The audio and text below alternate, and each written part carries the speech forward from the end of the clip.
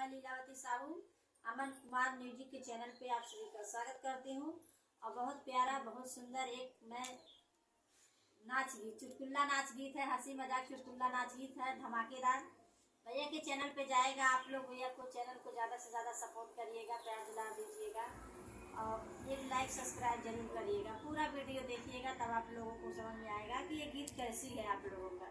मैं हूँ जानवी 131 भैया के चैनल पे स्वागत करती हूँ। भैया के चैनल में जितने लोग हैं सभी लोगों से रिक्वेस्ट है हाथ जोड़ के इस चैनल को ज्यादा से ज्यादा प्यार दुलार आशीर्वाद देना।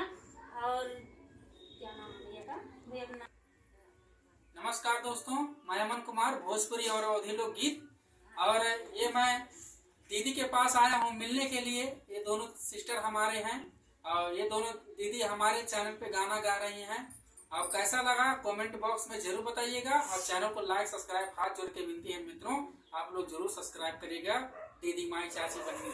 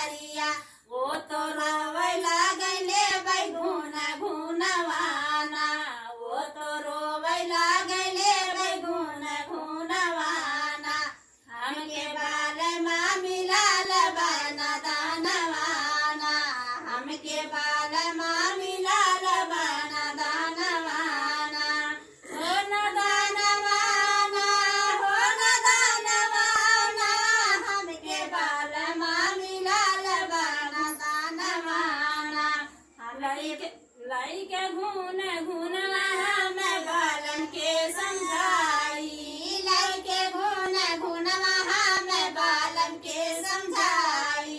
वो तो रोवे लागई झूलबई झूला नवाना, वो तो रोवे लागई झूलबई झूला नवाना।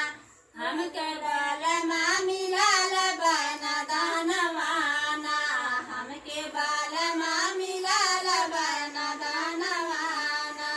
हे न दानवाना, हे न दानवाना, हमके बाल माँ मिलाल बना दानवाना, हमके बाल माँ मिलाल बना दानवाना।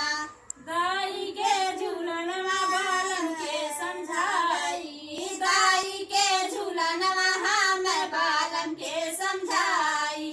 वो तो रोवे लागई हम खाबै पानवाना, वो तो